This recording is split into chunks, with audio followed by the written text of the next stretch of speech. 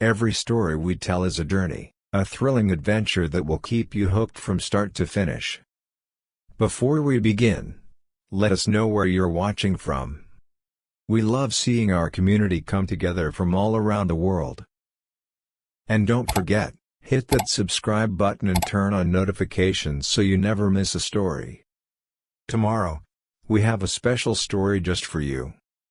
Trust us, you won't want to miss it. See you on the next adventure. A millionaire's bodyguards challenged a royal guard. Huge mistake. The sun glistened off the golden gates of Buckingham Palace as tourists gathered to witness the iconic changing of the guard.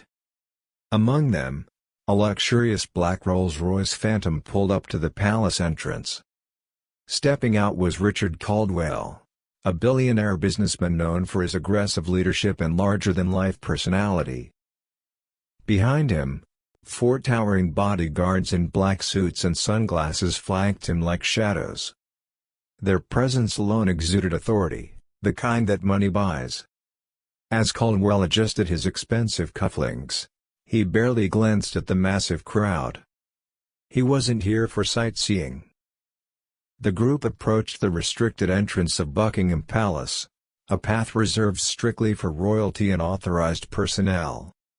Tourists gasped as Caldwell strode forward confidently, his lead bodyguard gesturing for people to move aside.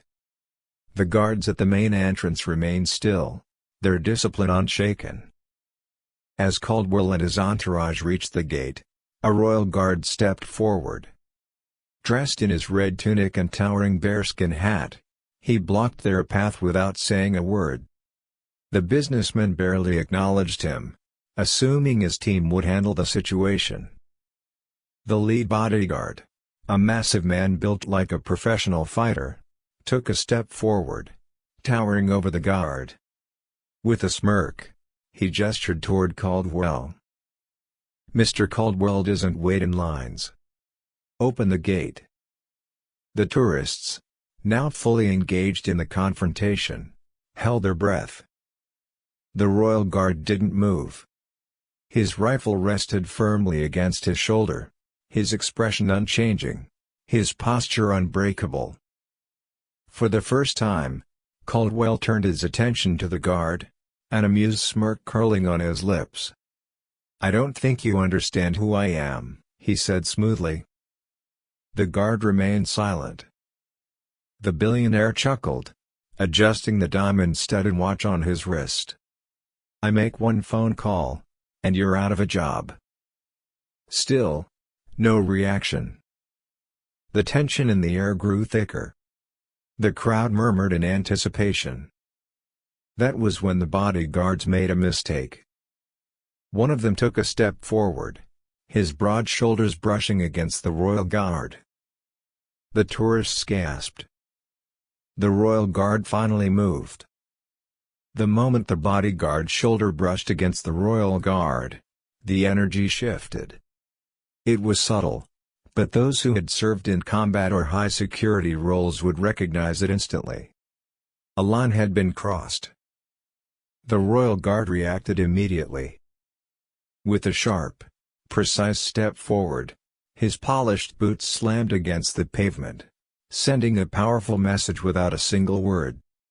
The weight of centuries of tradition, discipline, and authority now rested in his stance.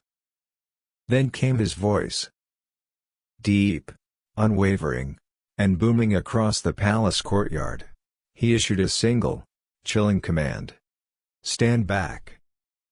The lead bodyguard, easily twice the size of the royal guard, flinched.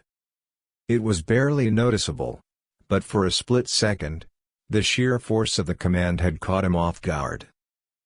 The crowd fell silent. Tourists who had been casually snapping pictures now stood frozen, phones raised to capture the moment. It wasn't every day that a royal guard broke their silence. But the bodyguards weren't used to backing down. The lead guard clenched his jaw. This was his domain, controlling access, clearing paths, and ensuring no one stood in his client's way. He was paid six figures to make sure Richard Caldwell was treated as an untouchable VIP. And yet, here he was, staring into the unblinking, disciplined gaze of a soldier who refused to be moved. Caldwell let out a low chuckle, shaking his head. "This is ridiculous. I don't have time for this nonsense. Move him."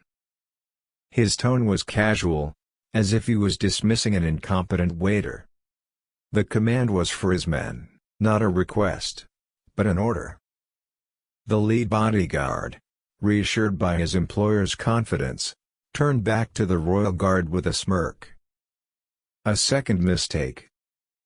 Two of the bodyguards took a deliberate step closer, their broad shoulders squared, attempting to intimidate the soldier. Their expressions said everything. "We're bigger than you. Stronger than you. We don't take orders." One of them extended a hand, slowly but deliberately, toward the royal guard's shoulder. A third mistake. Before he could make contact, the royal guard snapped into action. In a single, lightning-fast motion, he shifted his rifle, no longer ceremonial, but a weapon in combat-ready position. The crowd gasped audibly. The atmosphere shifted from a confrontation to a moment of real tension. The bodyguards had expected resistance. They hadn't expected this. Then came the second, even more chilling command. "Do not touch the guard." It wasn't a threat. It was a fact. A warning. A final one. For the first time, Caldwell's cocky smirk disappeared. And for the first time, the bodyguards hesitated. The atmosphere around Buckingham Palace had shifted from a casual tourist scene to a moment of high tension. The confrontation between the Royal Guard and the Billionaire's security team had now drawn the full attention of the crowd.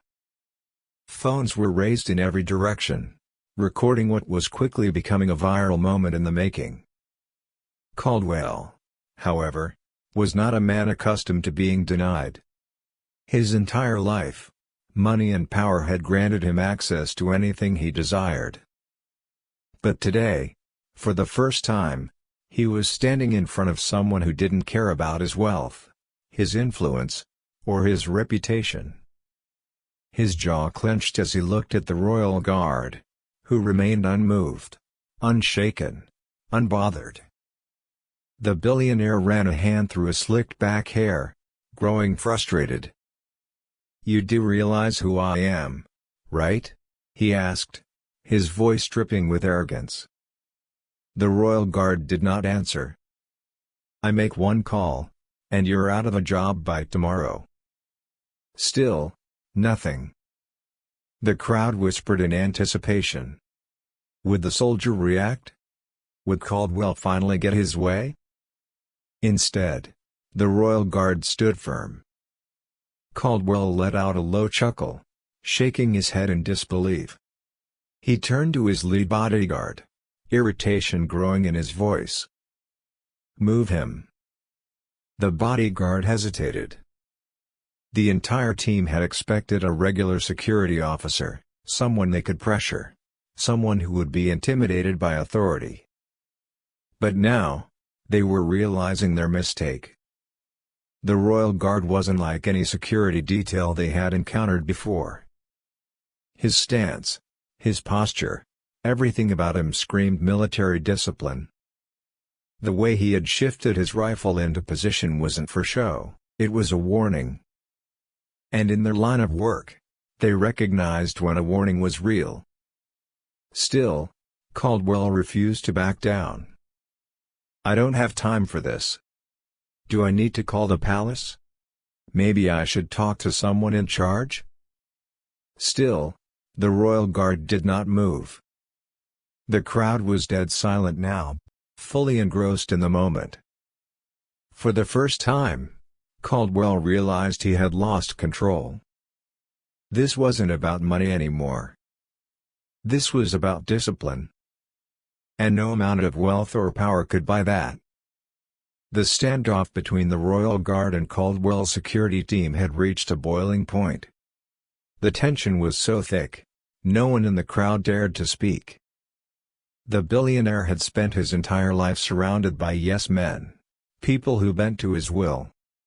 Yet here he was, facing a man who refused to acknowledge his power. Caldwell's face twitched with frustration. He could feel the eyes of the crowd on him, their phones still raised, capturing every humiliating second. He turned to his lead bodyguard, gesturing impatiently.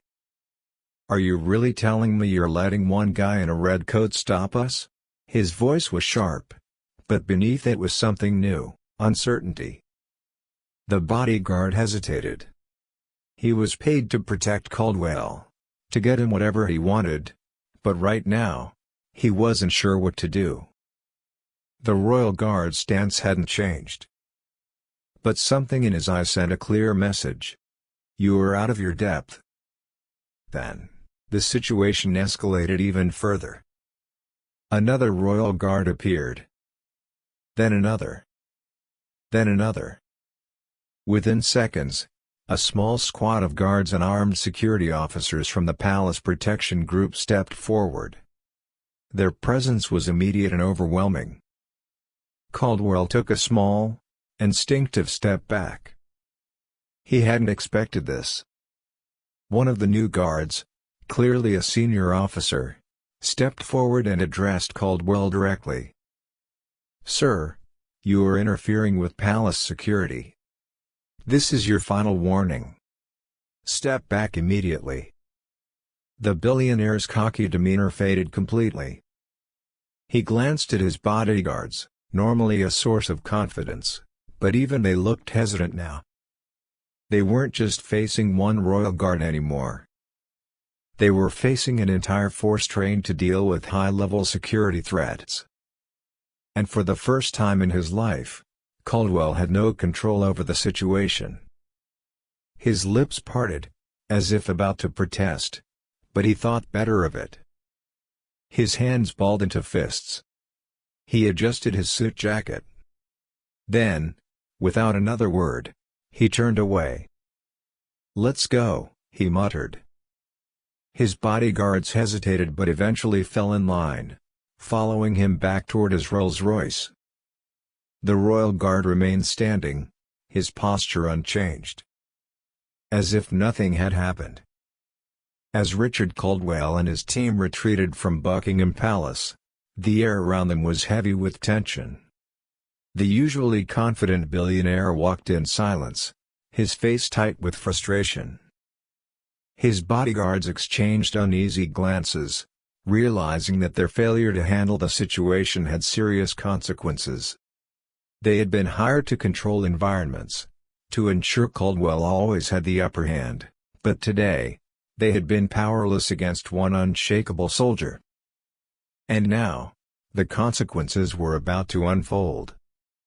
When Caldwell's private jet landed back in New York, he expected the incident to be forgotten. But that wasn't the case. Word of what had happened had already reached the highest circles of power. At a private members-only club, known for hosting billionaires, politicians, and world leaders, Caldwell found himself the subject of hushed whispers. A former British ambassador, a close associate of the royal family, approached him directly. "Richard, I heard what happened in London. That wasn't a smart move." Caldwell forced a smirk. "It was nothing. Just a little misunderstanding with some palace security." The ambassador's expression hardened. "You disrespected a royal guard in front of hundreds of people. You don't just brush that off." Caldwell felt a shift in the air. For the first time, he realized that his connections weren't as strong as he thought. The incident had quietly spread among the aristocracy, high-ranking officials, and corporate elites. And in their world, respect mattered more than money. A week later, an exclusive invitation to a royal charity gala, one of the most prestigious networking events of the year, was quietly rescinded. The message was clear. He was no longer welcome in certain circles. The consequences didn't stop there. A high-profile British investor, who had been in negotiations to fund Caldwell's latest venture, pulled out without warning. When Caldwell called to ask why, the investor's assistant delivered a polite but firm message. "Sir, we've decided to take a different direction. We prefer to work with individuals who demonstrate a deep respect for international traditions and authority figures." Caldwell clenched his teeth. The Royal Guard hadn't just blocked his path at Buckingham Palace. He had blocked business opportunities Caldwell had spent years cultivating. And there was nothing he could do about it. Weeks passed, and Caldwell tried to move on. But the memory of that silent, unshaken Royal Guard continued to haunt him. One evening, at a luxury event, he spotted a portrait of the Queen's Guard on the wall.